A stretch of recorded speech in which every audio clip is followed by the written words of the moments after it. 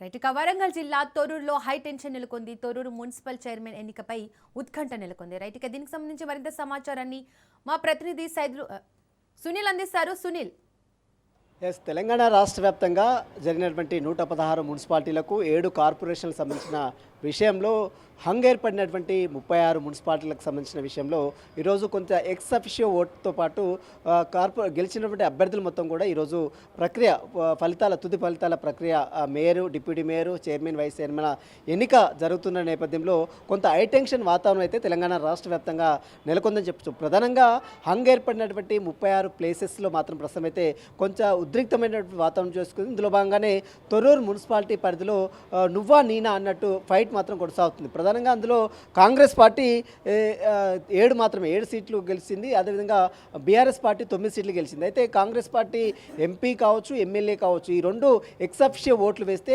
9-9 అంటే ఈక్వల్ అవుతుంది, సమాన అవుతుంది నేపథ్యంలో అక్కడ కొంత ఉద్రిక్తమైన వాతావరణం చూసుకుంది. దీన్ని మరి డ్రా తీస్తారా లేదా మరి ఏమన్నా వేరే వ్యక్తులు ఏమైనా ప్రలోభాలకు మళ్ళీ ఏమైనా టైం తీసుకుంటారా అనేది కూడా మరి కాసేపు ఒక టెన్షన్, ఒక క్లారిటీ కూడా వచ్చే అవకాశం. ప్రస్తుతం అయితే అది మాత్రము కొంచెం ఒక గొడవల కారణం వల్ల అంటే ఎర్రబెల్లి దయాకర్ అక్కడికి వెళ్ళడం కొంత కాంగ్రెస్ కార్యకర్తలకు, బీఆర్ఎస్ కార్యకర్తలకు కొంత ఘర్షణ వాతావరణం నెలకొనడంతో ఎర్రబెల్లి దయాకర్రావుని, మాజీ మంత్రిగా ఉన్నటువంటి ఎర్రబెల్లి దయాకర్రావుని అక్కడి నుంచి పంపించే ప్రయత్నం పోలీసులు చేశారు.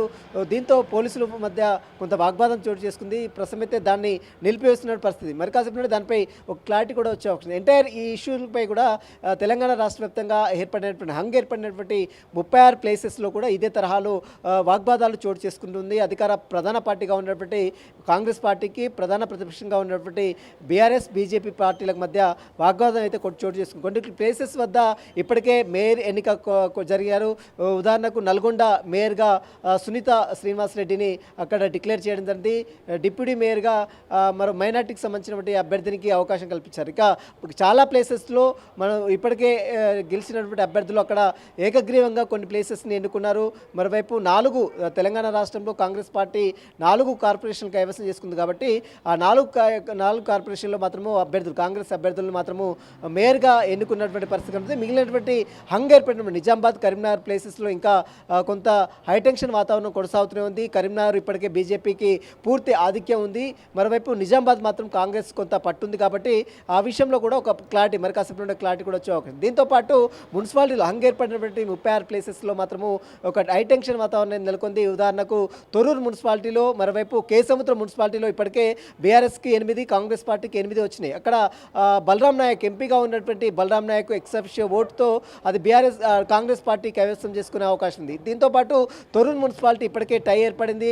ఎక్సఫిషియో ఓట్లు వేసినప్పుడు కూడా ఇంకా కాంగ్రెస్ పార్టీకి ఎవరు గెలవాలన్నా ఇంకొక సీట్ కావాల్సిన అవసరం ఉంటుంది కాబట్టి ప్రస్తుతం అది కూడా డ్రాగానే మూసింది. మరి ఆ డ్రా వేస్తారా లేదా ఎట్లా ఎన్నుకుంటారనేది అక్కడ మాత్రం ఒక టెన్షన్ వాతావరణం నెలకొంది. ప్రస్తుతం అయితే దీనిపై ఇంకా క్లారిటీ రాలేదు. మరి కాసేపు దీనిపై ఒక క్లారిటీ కూడా వచ్చే అవకాశం ఉంది. దీంతోపాటు మిగిలినటువంటి మేడ్చల్ జిల్లాలో ముఖ్యంగా ఆదిలాబాద్లో కావచ్చు, ఎల్లంపేట కావచ్చు, చింతలపల్లి కావచ్చు, ఈ 3 మున్సిపాలిటీ పరిధిలో కూడా కొంత హైటెన్షన్ వాతావరణం నెలకొంది. ప్రస్తుతం అయితే అక్కడ కూడా భారీగా పోలీసులు మోహరించారు.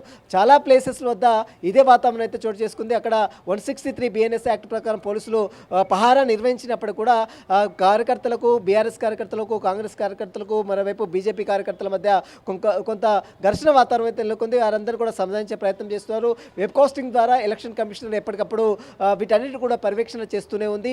116 మున్సిపాలిటీలో ఇప్పటికీ కాంగ్రెస్ పార్టీ అధికారికంగా 66 సీట్లు గెలిచినప్పుడు కూడా మిగిలినటువంటి ఎక్సఫిషియో ఓట్ల ద్వారా మరొక 25 స్థానాలు గెలిచే అవకాశం. ముఖ్యంగా ప్రధానంగా 7-8 సీట్లకు సంబంధించిన విషయంలో కొంత టై ఏర్పడుతుంది కాబట్టి ఆ విషయంలోనే కొంత ఘర్షణ వాతావరణం నెలకొంది. మధ్యాహ్నం ఒక 2 గంటల తర్వాత వీటికి సంబంధించిన అన్ని ఫలితాలపై కూడా తుది క్లారిటీ కూడా వచ్చే అవకాశం ఉంది.